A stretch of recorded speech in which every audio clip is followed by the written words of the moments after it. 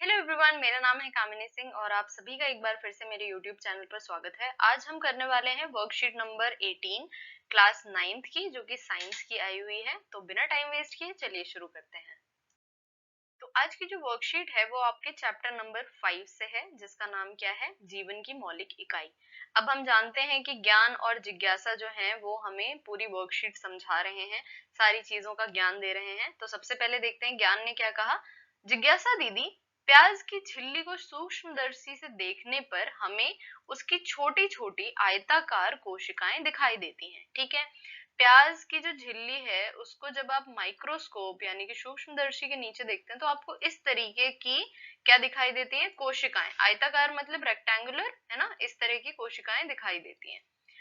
अब आगे क्या, क्या सभी जीव इसी प्रकार कोशिकाओं से बने होते हैं? यानी कि ज्ञान क्या पूछ रहा है कि सारे के सारे जो जीव हैं, जैसे कि हम खुद, इंसान, ठीक है, पेड़ पौधे, ये सब भी क्या कोशिकाओं के ही बने होते हैं? तो जिज्ञासा क्या कहती है, ज्ञान, सभी जीव छोटी छोटी संरचनाओं से बने होते हैं जिन्हें कोशिका कहते हैं। यानी कि जितने भी जीव हैं, हम, पेड़ पौधे, जानवर, ये सभी के सभी छोटी छोटी संरचनाओं के बने होते हैं, जिन्हें हम क्या कहते हैं, किस नाम से जानते हैं, कोशिका के नाम से जानते हैं। कोशिका जीवन की मूलभूत, देखिए यहाँ से इसकी डेफिनेशन स्टार्ट हो जाती है। ठीक है, परिभाषा शुरू हो जाती है कोशिका की। कोशिका जीवन की मूलभूत क्रियात्मक एवं संरचनात्मक इकाई होती है। ठीक है, ये क्या है, क्रियात्मक और संरचनात्मक इकाई क्या है, कोशिका है। ये डेफिनेशन हो गई। क्योंकि अब इसे क्यों कहा जाता है ऐसा ये भी बताया गया है।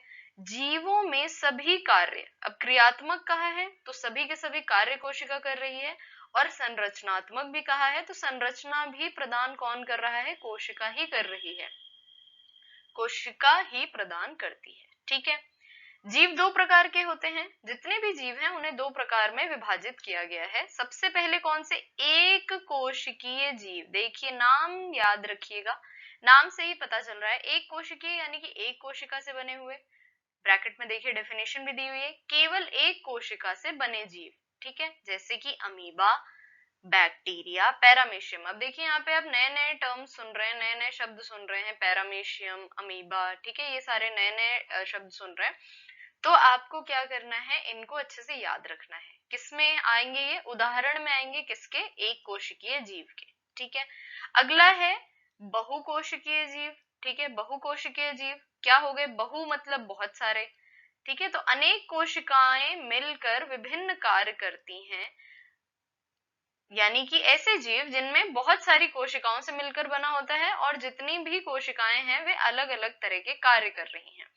अब आगे दिया हुआ है, देखिए यहाँ पर, यहाँ से यहाँ तक, कि किस तरीके से कोशिकाएं मिलकर एक जीव का निर्माण करती हैं।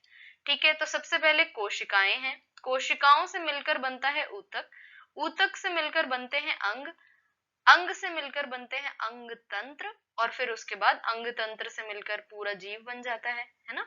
जैसे कि बहुकोशिकीय जीव में किस तरह से, पादप, जंतु, कवक, ये सब किसके एग्जाम्पल हो गए, किसके उदाहरण हो गए, बहुकोशिकीय जीव के। जितने भी पेड़ पौधे हैं, जितने भी जंतु हैं और जितने भी कवक हैं। ठीक है, अब आगे ज्ञान फिर पूछ रहा है, दीदी क्या सभी कोशिकाएं एक जैसी होती हैं? यानी कि जितनी भी कोशिकाएं हैं क्या सभी एक ही तरह की होती हैं? जैसे कि ये इस तरह की आयताकार जो कोशिकाएं थी, जिसकी प्याज की झिल्ली जिससे मिलकर बनी है, उसी से मिलकर क्या हम सभी भी बने हैं? ये किसने पूछा, ज्ञान ने पूछा। किससे, जिज्ञासा से। अब जिज्ञासा ने क्या जवाब दिया, नहीं ज्ञान, मतलब ऐसा नहीं होता है। संरचना के आधार पर कोशिकाएं दो प्रकार की होती हैं, यानी कि संरचना किस तरीके की वो बनी है उसके आधार पर कोशिकाएं जो है वो कितने प्रकार की हैं, दो प्रकार की हैं।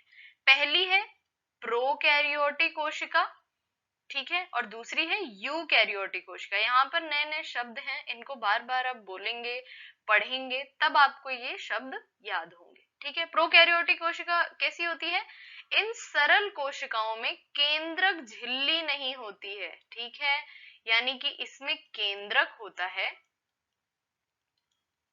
जो कि बिना झिल्ली के होता है। ठीक है, केंद्रक बिना झिल्ली के होता है, जैसे कि बैक्टीरिया, ठीक है, मतलब केंद्रक नहीं होगा। क्यों? क्योंकि उसके आसपास झिल्ली ही नहीं है, उसको अभी कुछ और कहते हैं, आगे देखेंगे हम।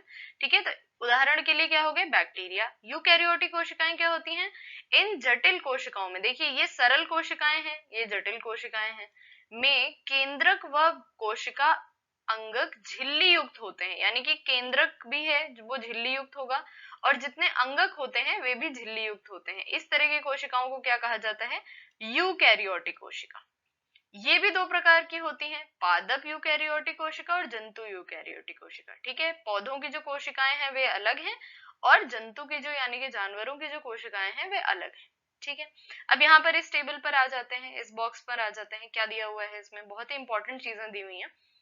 कोशिका का सबसे पहले पता, यानी कि सबसे पहले उसकी खोज किसने की थी, ये नाम आप लोग रट लीजिए।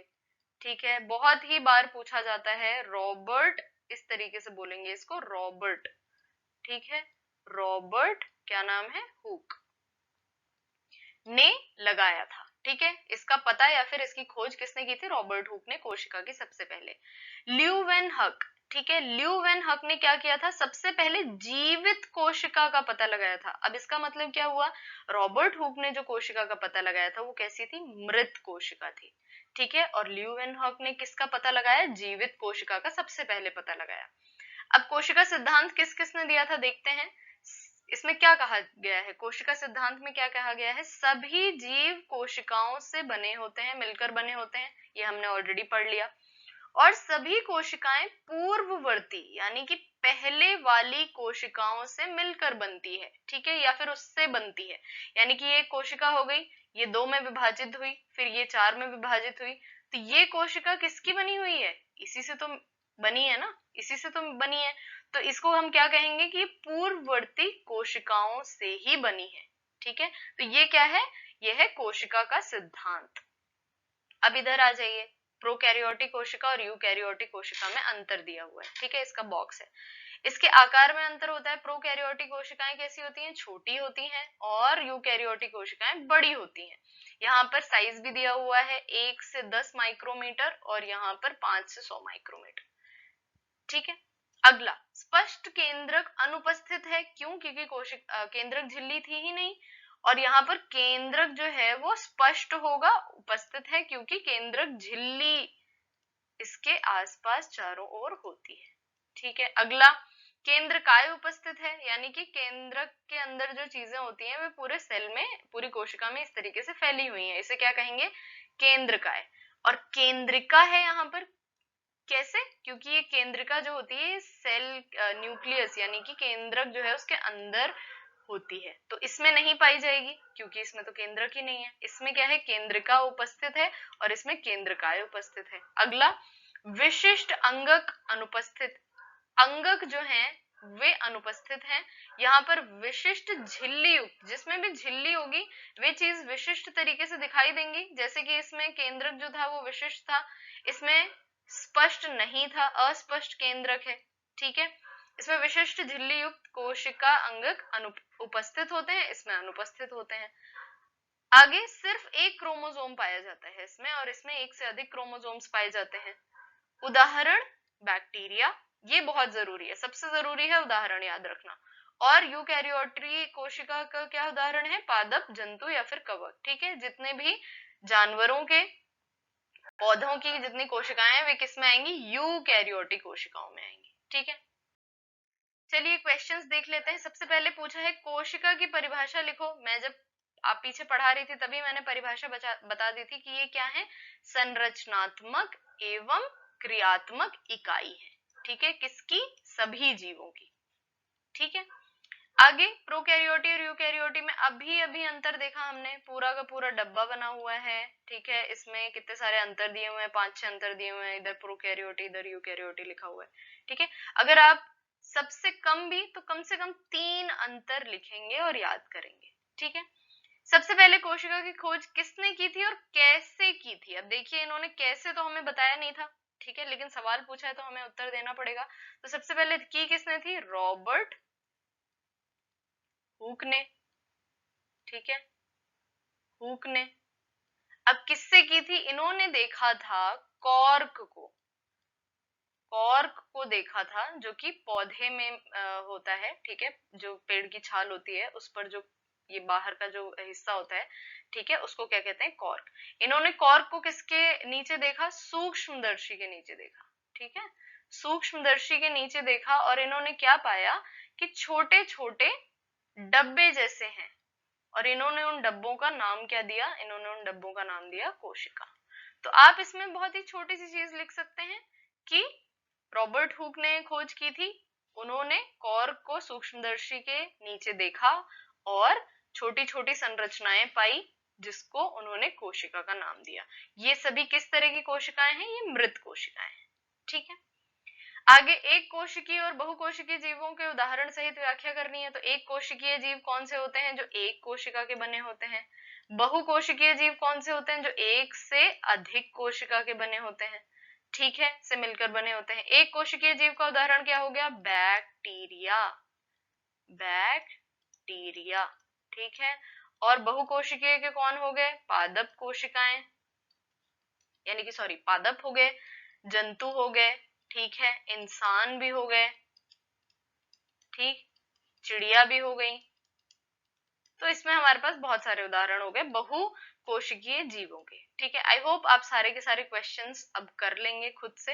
अच्छा चलिए, आप मुझे कमेंट सेक्शन में ये बताइए कि पहले जो जीवित कोशिका है, ठीक है, जीवित कोशिका का की खोज किसने की थी। क्योंकि देखिए यहाँ पर मृत कोशिका पूछी हुई है, लेकिन यानी कि कोशिका पूछी हुई है डायरेक्ट, ठीक है, हम जानते हैं कि वो मृत कोशिका थी, जिसकी खोज किसने की थी, रॉबर्ट हुक ने।